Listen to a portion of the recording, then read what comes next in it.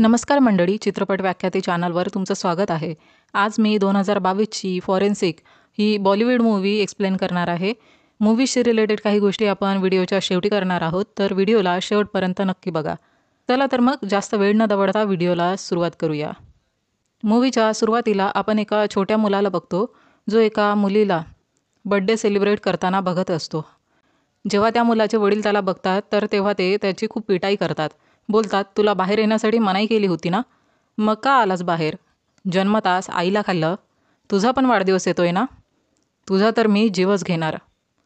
रात्री सगळे झोपले असताना तो मुलगा त्या बड्डे गर्लजवळ चाकू घेऊन जाताना दिसतो आणि इथून स्टोरी खूप वर्ष पुढं जाते आणि आपण फॉरेन्सिक एक्सपर्ट जॉनीला बघतो, जो क्राईम सीनवर असतो जिथं एका लेडीचा मर्डर झाला होता. डेड बॉडी बघून अंदाजा बांधणं कठीण असतं की तिची डेथ कशी झाली असावी, पण जॉनी तर क्राईम सीन बघूनच काही मिनिटांमध्येच सांगतो की तिला तिच्या हस्बंडनेच मारलंय आणि तेही टूथपेस्टमध्ये पॉयझन टाकून. जॉनी त्याच्या कामात एक्सपर्ट होता. खूप एन्जॉय करायचा तो त्याचं काम. नेचरने पण एकदम जॉली असतो. आता स्टोरी शिफ्ट होते मसुरीमध्ये, जिथं आन्या नावाच्या मुलीला आपण चर्चमध्ये एका दुसऱ्या मुलीला गाताना बघतो. त्या मुलीचं नाव जेनी असतं आणि आज तिचा बड्डे असतो, म्हणून ती आन्याला टॉफी द्यायला येते आणि अन्या तिला वाढदिवसाच्या शुभेच्छा देते. नेक्स्ट डे SI मेघाला ही न्यूज मिळते की एका मुलीची डेड बॉडी कचरापेटीत मिळाली आणि ती त्या चर्चमधल्या बड्डे गर्ल म्हणजे जेनीचीच असते.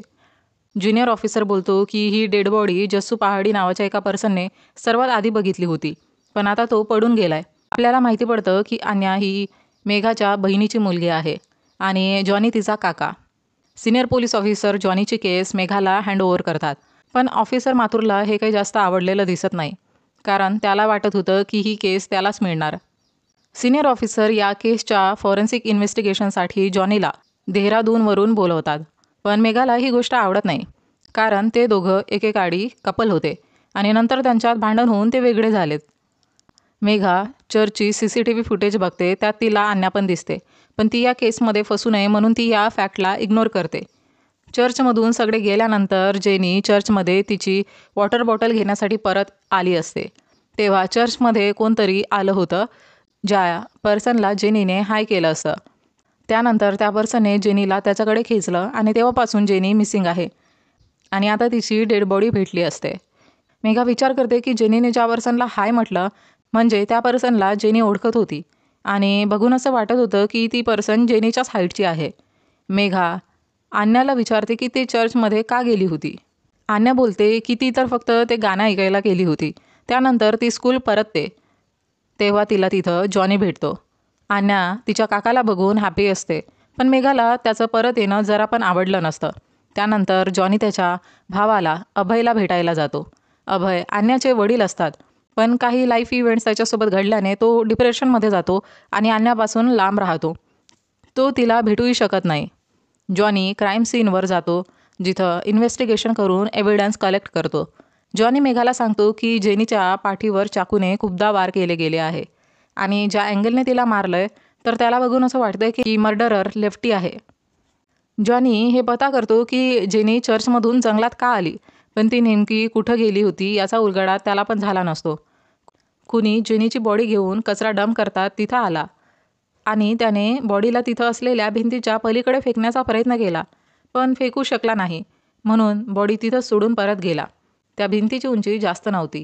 CCTVमध्ये पण जेव्हा मेघाने ती फुटेज बघितली त्यात पण त्या पर्सनची हाईट जेनी इतकीच वाटली, म्हणजे मर्डररची हाईट जास्त नाही. चर्चमधल्या एका चार्ली नावाच्या सफाई कर्मचाऱ्याला संशयावरून पोलीस अरेस्ट करतात. अन्याची थेरपी सुरू असते. तिच्या थेरपिस्टचं नाव रंजना असते.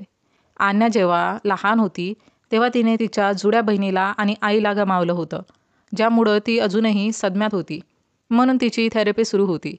अभय पण याच रिझनमुळं डिप्रेशनमध्ये होता, कारण त्याने त्याच्या मुलीला आणि पत्नीला गमावलं असतं आणि याचं रिझन तो स्वतःलाच मानत होता. अन्या रंजनाला सांगते की तिचे वडील आद्याला तिच्यापेक्षा जास्त प्रेम करायचे. रंजना बोलते की मी तुला समजू शकते. अभय 5 वर्षापासून अन्याला भेटला नसतो. मेघाने पण त्याला अन्याला न भेटण्यासाठी बजावलं असतं. रिझन तुम्हाला पुढं माहिती पडेल. रंजनाच्या घरी एक म्हातारी व्यक्ती राहायची. मेघा जेव्हा अन्याला घ्यायला तिथं येते तेव्हा ती त्या म्हाताऱ्या व्यक्तीबद्दल विचारते. तेव्हा रंजना बोलते की ते तिचे गुरु आहेत आणि तिला वडिलांसारखे आहेत. 1 महिन्या अगोदर तिला त्यांच्या ब्लड कॅन्सरविषयी माहिती पडलं, म्हणून रंजना त्यांच्यासोबतच त्यांची केअर करण्यासाठी राहायची. 5 वर्षाआधी अभय त्याच्या फॅमिलीसोबत एका जत्रेत जातो. त्या दिवशी आद्याचा बड्डे होता.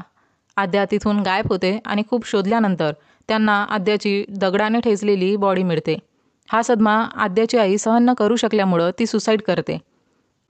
मेघाला वाटायचं की या सगळ्यासाठी जबाबदार अभयच आहे आणि म्हणून ती अन्याला तिकडून घेऊन जाते आणि अभय विरुद्ध कोर्टमधून रेस्ट्रेनिंग ऑर्डर घेते की अभयला अन्याशी भेटता येऊ नये म्हणून. अभयला या सगळ्याचं दुःख होतं. खरं तर सर्वात जास्त दुःख होतं कारण मरणारी त्याची पत्नी आणि मुलगी होती. त्याला हे दुःख आतून खात होतं की तो तिथं असूनही त्या दोघींना वाचू शकला नाही. मेघाने त्याचं दुःख लक्षात न घेताच त्याला गैरजबाबदार मानून अन्याला त्याच्यापासून दूर केलं होतं. जॉनी चार्लीला भेटतो. तो त्याची लांबी आणि उंची मोजतो. त्याच्या पायाचे ठसे घेतो की ते तो क्राईम सीनवर मिळालेल्या पायांच्या ठशांशी मॅच करू शकेल. आता आपण एमिलीच्या मुलीला बघतो. तिचं नाव अदिती असते आणि आज तिचा बड्डे असतो. तिथं आपल्याला अन्या पण आलेली दिसते. तर दुसरीकडे मेघा जेसू पहाडीवाल्याच्या घरी जाते, पण तिला त्याच्या घराबाहेर लॉक दिसतं. पण ती ते लॉक तोडून आत गेल्यावर तो घरातच लपलेला दिसतो. पार्टीमध्ये बच्चे कंपनी लपाछपी खेळतात. आदिती पण लपायला जात असताना तिला एका पर्सनचा आवाज येतो, जिचा आवाज छोट्या मुलासारखाच असतो आणि आदिती त्या पर्सनला हाय बोलते. तेव्हा ती पर्सन आदितीला खेचते आणि चुटकी वाजवण्याचा आवाज येतो आणि आदिती मिसिंग होते. पोलिसांची इन्व्हेस्टिगेशन सुरू होते. आता फॉरेन्सिक एक्सपर्ट जॉनीला बोलावलं जातं, ज्याला जंगलाकडे जाणारे काही पायांचे ठसे दिसतात आणि तो पर्सन अनवाणी पायी असतो आणि त्याच्या पायाला जखम पण असते. आधीच्या क्राईम स्पॉटवर जे पायांचे ठसे मिळाले होते ते आणि आताचे ठसे मॅच करत होते. चार्ली तो पर्सन नसतो कारण त्याच्या पायाचे ठसे त्या ठसांपासून डिफरंट होते आणि त्याचं वजन 48 किलोपेक्षा जास्त होतं आणि त्या मर्डररचं वेट 40 किलोपेक्षा कमी असण्याची शक्यता होती. सगळ्या गोष्टींना लक्षात घेऊन जॉनी बोलतो की ज्याला आपण शोधतोय तो 10 ते 12 वर्षाचा मुलगा आहे. जेसू पहाडीवाला स्टेटमेंट देतो की जेव्हा मी सकाळी कचरा उचलण्यासाठी गेलो होतो तेव्हा मी बघितलं की भिंतीच्या पलीकडून कोणतरी एका मुलीची डेड बॉडी फेकण्याचा प्रयत्न करत आहे. जेव्हा मी त्या भिंतीच्या त्या साईडला वाकून बघितलं तेव्हा मला एक मुलगा दिसला जो खूप डेंजर वाटत होता. पोलीस त्या मुलाचं स्केच बनवून सगळीकडे स्प्रेड करतात. ते पण विचार करतात की इतका छोटा मुलगा इतके खून कसे करू शकतो. मेघाला जुवेनाईल जेलमधून कॉल येतो की ज्या मुलाच्या शोधात तुम्ही आहात तो 3 वर्षाआधी आमच्या जेलमध्ये आला होता. त्याने त्याच्या आईवडिलांचा मर्डर केला होता. तो मुलगा खूप डेंजरस आहे. त्याचं नाव रोहन आहे आणि 3 वर्षाआधी तो इकडून पडून गेला. अन्या रंजनाकडे असते आणि तिचं सेशन झाल्यानंतर ते कोणाला तरी अन्याला घरी सोडायला सांगणार असते, पण अन्या त्याआधीच तिकडून गायब होते. मेघा तिला तिच्या फेवरेट पार्कमध्ये शोधते. तेव्हा तिला अन्या तर भेटते, पण तिच्यासोबतच रोहन पण असतो आणि जवळच आदितीची पण डेड बॉडी असते. आता रोहनला अरेस्ट केलं जातं. आतापर्यंत जे लोक घाबरून राहायचे ते आता फ्री फील करत होते. आपण बघतो की एका ज्युनियर ऑफिसरच्या मुलीचा बड्डे असतो. अन्या पण त्या बड्डेमध्ये असते. ती मुलगी भिंतीवर चढते. एक पाऊल जरी पुढं टाकलं तर डायरेक्ट खाईत.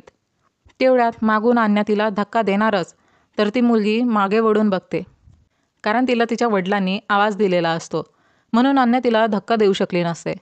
रोहनला विचारपूस केली जाते, पण तो वेड्यासारखं बिहेवियर करतो.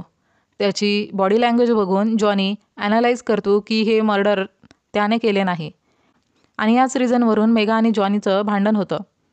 ती बोलते की आधी बोललास की चार्ली मर्डरर आहे, मग बोललास रोहन आणि आता बोलतोय की रोहन मर्डरर नाही.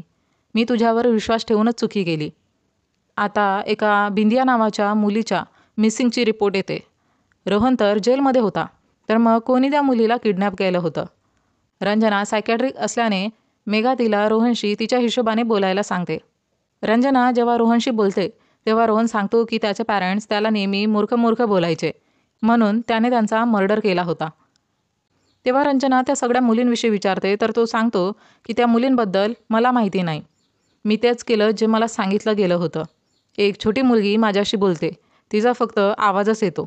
मी तेच करतो जे ती मला सांगते. न्यूज चॅनलवर एक न्यूज दाखवल्या जाते ज्यात अन्याला मर्डर म्हणून बोलल्या जातं कारण अन्या बिंदियाची डेड बॉडी घेऊन जाताना दिसते. ही न्यूज सगळीकडे स्प्रेड होते आणि ही गोष्ट पण खूप जोर पकडते की जी पोलीस ऑफिसर या केसवर इन्व्हेस्टिगेशन करते तीच भाची मर्डरर आहे. ही खबर भेटताच मेघा अन्याला स्कूलमधून आणायला जाते, पण मेघाला ती कुठंच भेटत नाही.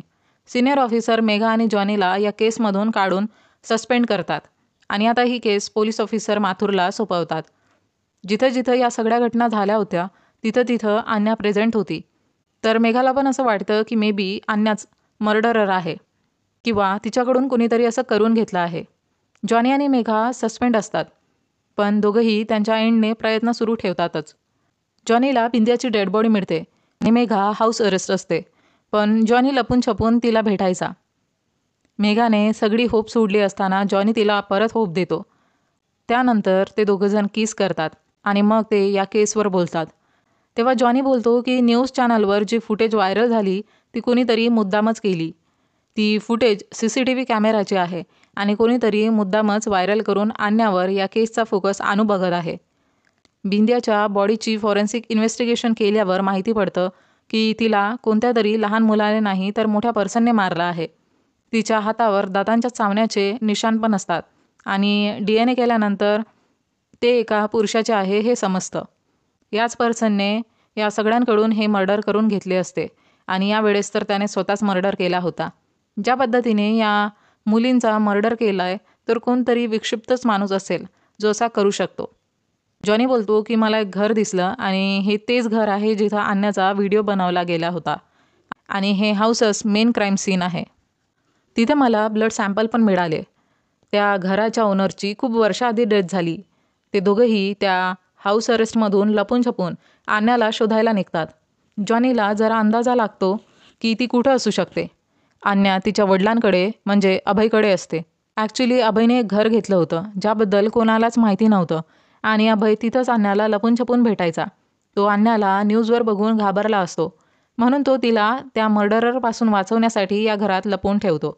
मेघाला तेव्हा माहिती पडतं की 5 वर्षाआधी ऋषिकेशमध्ये पण सेम केसेस घडल्या होत्या, जिथं खुनी मुलींचा त्यांच्या बड्डेच्याच दिवशी मर्डर करायचा. आता मेघाला विश्वास होतो की अभय तो पर्सन आहे जो अन्याला सुरक्षित ठेवू शकतो. ते लोक ऋषिकेशसाठी निघत असताना ऑफिसर माथुर त्यांना थांबवतो, पण जॉनी त्याला चकमा देऊन तिकडून निघण्यात सफल होतो.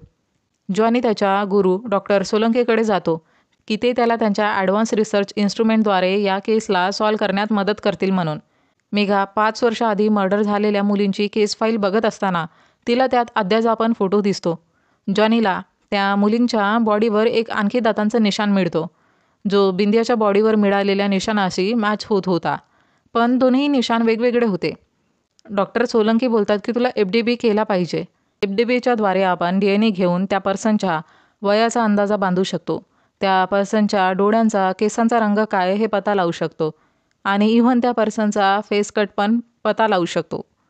आता जॉनी FDB घेऊन त्या पर्सनचा चेहरा बनवणार असतो, पण ही खूप लाँग प्रोसेस असते. मेघाला माहिती पडतं की 5 वर्षाआधी ज्या मुलींचे मर्डर झाले होते त्यापैकी एकीला डिप्रेशन होतं आणि डॉक्टर रमेश नावाचे सायकॅट्रिस्ट तिला ट्रीट करत होते. ज्या स्कूलमध्ये ती मुलगी शिकायची त्या स्कूलचे पण कन्सल्टंट सायकॅट्रिस्ट डॉक्टर रमेशच होते. डॉक्टर रमेशचं घर बंद पडलं असतं. शेजाऱ्यांकडून माहिती पडतं की त्यांना कॅन्सर होता, पण आता ते ठीक झाले होते. ते त्यांच्या लाईफमध्ये खुश नव्हते कारण त्यांच्या शशी नावाच्या मुलाने सुसाईड केली होती. 10-12 वर्षाच्या शशीला रमेशने ॲडॉप्ट केलं होतं. शशीला कुठला तरी आजार होता. जेव्हा रमेशच्या आजाराविषयी शशीला माहिती पडलं तेव्हा त्याला ते सहन झालं नाही आणि मग त्याने ट्रेनसमोर येऊन जीव दिला. मेघाला डॉक्टर रमेशचा फोटो मिळतो, जे रंजनाचे गुरुज असतात, ज्यांच्यासोबत रंजना राहायची. मेघाला वाटतं की डॉक्टर रमेशच मर्डरर आहे. 5 वर्षाआधी त्याने त्याच्या मुलाचाच मर्डर केला. बहुतेक त्याच्या मुलाला त्याचं रहस्य माहिती पडलं असावं. आता 5 वर्षानंतर परत ट्रिगर होऊन त्यांनी मर्डरला सुरुवात केली आहे. याचा अर्थ रंजनाचा जीव धोक्यात आहे. अन्याचा पण बर्थडे असतो, म्हणून ही भीती असते की रमेश तिला पण मारण्याचा प्रयत्न करू शकतो, कारण सगळ्या मुलींना त्यांच्या बर्थडेच्याच दिवशी मारलं गेलं होतं. अभय अन्याचा बर्थडे सेलिब्रेट करणार असतो, पण तेव्हाच तिला दौरा पडतो, म्हणून अभय तिच्या सायकॅट्रिस्ट रंजनाला कॉल करून तिथं लवकर येण्यास सांगतो. मेघा आणि जॉनी रंजनाच्या घरी पोहोचतात तेव्हा त्यांना डॉक्टर रमेश तिथंच भेटतात आणि आता FDBचा पण रिझल्ट आला असतो. जो फोटो बनला होता तो रंजनाशी मॅच करत होता आणि शशीशी पण. रमेश बोलतो की मी त्याला थांबवण्याचा खूप प्रयत्न केला पण थांबू शकलो नाही. शशीचं बालपण खूप ट्रॉमॅटिक होतं. तो जुवेनाईल सेंटरमध्ये होता. मी त्याला ॲडॉप्ट केलं, घरी आणलं. मी त्याला एका वडिलांचं प्रेम दिलं आणि त्याचं पण माझ्यावर खूप प्रेम होतं. त्याला पण माझ्यासारखंच चाइल्ड सायकॅट्रिस्ट बनायचं होतं. रमेश मुलांना हिप्नोटाईज करण्यात एक्सपर्ट होता आणि ही गोष्ट शशीला खूप अट्रॅक्ट करायची की मुलांना हिप्नोटाईज करून त्यांच्याकडून काही पण करून घेतलं जाऊ शकतं. सगळं नीट चाललं असताना डॉक्टर रमेशला कॅन्सर झाला. रमेश शशीला बोलतात की तू माझ्यापेक्षा पण चांगला सायकॅट्रिस्ट बनशील. शशी बोलतो की आता मला कोण शिकवणार, तुम्हीच माझं सर्वस्व आहे, मी तुम्हाला गमावू शकत नाही. एका रात्री शशी रक्ताने माखलेला घरी येतो आणि बोलतो की मी या सगळ्या गोष्टींची काळजी घेईल, तुम्ही फक्त या आजारातून बरे व्हा. एक दिवशी शशी घर सोडून निघून गेला. म्हणजे शशीने फक्त त्याचा चेहराच नाही तर पूर्ण त्याची ओळखच चेंज केली होती, सेक्स चेंज ऑपरेशन करून. आणि पूर्ण वेळ तो डॉक्टर रंजना बनून मोकळा फिरत होता. शशीने त्याच मुलांना टार्गेट बनवलं असतं ज्या त्याच्याकडून काउन्सिलिंग घेत होत्या. डॉक्टर रमेश बोलतात की माझ्या कॅन्सरने त्याच्या ट्रॉमाला परत ट्रिगर केलं. शशी जेव्हा अन्याला मारायला जात असतो तेव्हा डॉक्टर रमेश त्याला बोलतात की मी मरणार आहे, तर ही माझी शेवटची इच्छा समजून हे सगळं बंद कर. शशी बोलतो की प्रत्येक वेळेस तुम्हाला माझ्यापासून लांब का केलं जातं, माझ्यासोबत लहानपणापासून असंच होत आलंय. माझ्या बहिणीला वडिलांचं प्रेम मिळालं पण मला नाही, त्या मुलींना वडिलांचं प्रेम मिळालं पण मला नाही. हे सगळं माझ्याकडून बघवलं जात नाही. आज त्या मुलीला तिच्या वडिलांचं प्रेम मिळेल, मला काय मिळणार? माझे वडील तर मरतायत ना. मागच्या वेळेस मुली मरण पावल्या तेव्हा तुम्ही ठीक झाले होते, यावेळेस पण होणार. आपल्याला दाखवलं जातं की आद्याला शशीनेच मारलं होतं. तोच शशीचा फर्स्ट मर्डर होता. मर्डर करून शशी घरी आल्यावर रमेश बोलतात की मी रिकवर होत आहे. डॉक्टर बोलले की माझ्यात छान इम्प्रूव्हमेंट्स होत आहे. शशी तोच मुलगा असतो जो मूवीच्या सुरुवातीला आपल्याला दाखवला जातो. त्याच्या माइंडमध्ये 2 गोष्टी होत्या. पहिली की त्याला बालपणी त्याच्या वडिलांचं प्रेम मिळालं नाही, म्हणून त्याने त्याच्या बहिणीलाच, जिला प्रेम जास्त मिळायचं, तिलाच तिच्या बड्डेच्या दिवशी मारलं असतं. त्यामुळे त्याला जेल झाली असते. तिकडून रमेशने त्याला ॲडॉप्ट केलं असतं. सगळं सुरळीत सुरू असताना रमेशला कॅन्सर झाला आणि याच गोष्टीने शशीने ट्रिगर होऊन परत मर्डरला सुरुवात केली. आणि याच गोष्टीने शशीला ट्रिगर केलं की परत त्याच्याकडून त्याच्या वडिलांचं प्रेम हिरावून घेतलं जात आहे. त्याला त्या मुलींना बघून जेलस फील व्हायचं. त्यांना त्यांच्या वडिलांचं प्रेम मिळत होतं आणि यामुळं तो त्या मुलींचा मर्डर करायचा. रमेशचा कॅन्सर ठीक होत असल्याने शशीला ही मिसअंडरस्टँडिंग झाली होती की मी त्या मुलींचा खून करतो म्हणून रिकव्हरी होत आहे. रमेश ठीक होतात पण 5 वर्षानंतर त्यांचा कॅन्सर परततो आणि म्हणून शशी परत ट्रिगर होतो. त्याला वाटतं की आधी जसं त्याच्या मर्डर केल्याने वडिलांची रिकव्हरी झाली होती तशी आता पण होईल. पण हा कॅन्सर ठीक होण्यासारखा नव्हता, त्यात इम्प्रूव्हमेंट होणार नव्हती. हे माहिती असूनही तो जेलसीमध्ये हे मर्डर्स करत होता. त्याला हा विश्वास होता की त्याच्या परत मर्डर केल्याने ते ठीक होतील.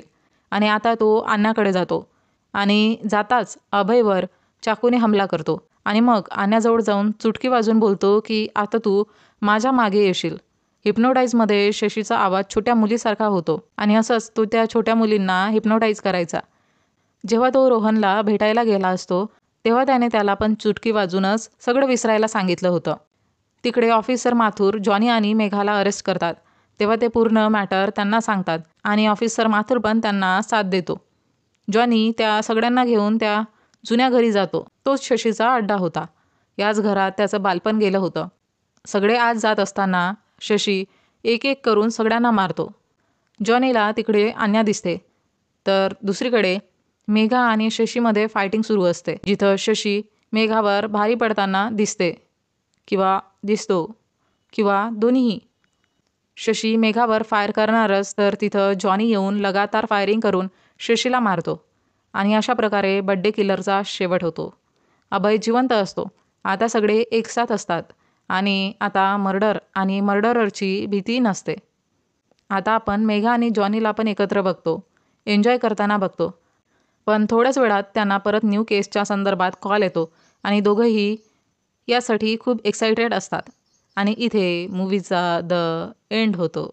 तर मंडळी, आपण एक अशी मूवी बघितली ज्यात आपल्याला सगळंच मिळालं. Suspense, thrill, investigation, twist, romance आणि डोकं चक्रावणारा क्लायमॅक्स. पण तुम्हाला माहीतच असेल की ही मूव्ही मल्याळम लँग्वेजच्या फॉरेन्सिक मूवीची रिमेक आहे. तर स्टोरीचं खरं क्रेडिट मल्याळम लँग्वेजच्या फॉरेन्सिक मूवीलाच मिळतं. मूवीची स्टोरी तुम्हाला बांधून ठेवते की तो खून का करायचा, काय प्रॉब्लेम होता शशीचा, हे सगळं मी एक्सप्लेनेशनमध्ये सांगितलंच आहे. तर मेन गोष्ट ही आहे की बालपणात मुलांचा माइंड डेव्हलप होत असतो, तेव्हा आपण त्यांच्याशी जसं बिहेवियर करतो ते तसेच बनतात. म्हणून त्यांना हा फील कधीही देऊ नका की त्याला कमी प्रेम मिळत आहे आणि दुसऱ्याला जास्त. यामुळं त्यांच्यात जेलसी निर्माण होते, जे पुढं चालून त्यांच्यासाठी आणि त्यांच्या आजूबाजूच्या लोकांसाठी डेंजरस बनू शकते.